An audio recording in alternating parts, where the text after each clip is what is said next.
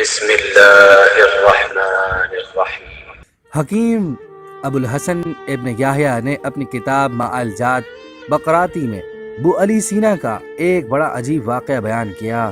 وہ لکھتے ہیں کہ ایک شہزادے کو مال خولیہ کا شدید مرض لاحق ہو گیا۔ اس شہزادے کے دماغ میں یہ بات بیٹھ گئی کہ وہ گائے بن گیا ہے، چنانچہ وہ بالکل گائے کی طرح آوازیں نکالتا اور ہر شخص سے یہ کہتا کہ مجھے ذبح کرو کیونکہ میرے گوشت سے بہت اچھا ہریسہ تیار ہوگا۔ بالآخر اس کا مرض اتنا بڑھ گیا کہ اس کا کھانا پینا بھی چھوٹ گیا اور فاقے کرنے کی نوبت آ گئی۔ طبیب حضرات بھی اس علاج سے عاجز آ گئے۔ اس وقت ابو علی سینا بادشاہ علاء الدولہ کا خاص وزیر تھا۔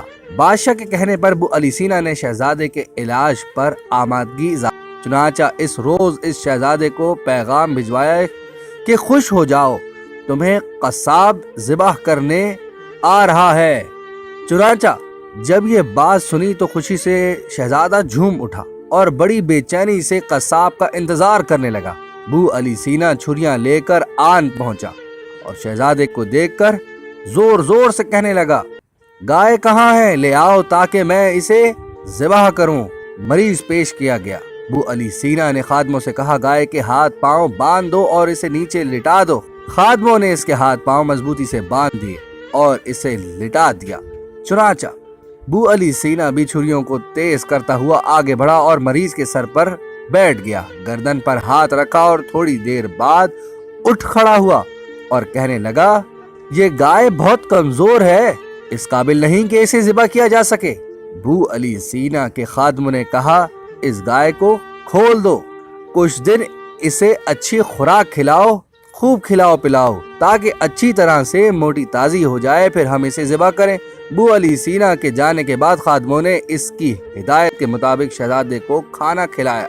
شہزادے نے خوب پیٹ بھر کر کھانا کھایا اور اس کے بعد شہزادے حسب معمول اچھی طرح سے کھانے پینے لگا تاکہ وہ صحت مند ہو جائے اور اس قابل ہو سکے کہ ذبح کیا جا سکے۔ آہستہ آہستہ اس سے دوائیاں بھی دی جانے لگیں اور اس ماہ کے اندر ہی وہ بالکل ٹھیک اور تندرست ہو گیا۔ اس طرح ابو علی سینا نے اپنی ذہانت اور حکمت عملی کی بنا پر اس عجیب و غریب مرض کا علاج کیا کامیابی کے ساتھ۔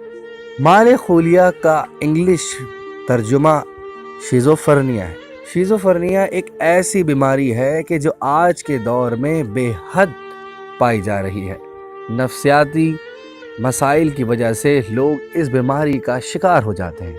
دیکھیے ایک محب محمد و آل محمد نے کس انداز سے اس بیماری کا علاج کیا جو اس دور میں لوگوں کی پریشانی کا باعث بنی ہے۔ محمد و آل محمد پر درود بھیج کر اسے آگے شیئر کریں۔ شکریہ۔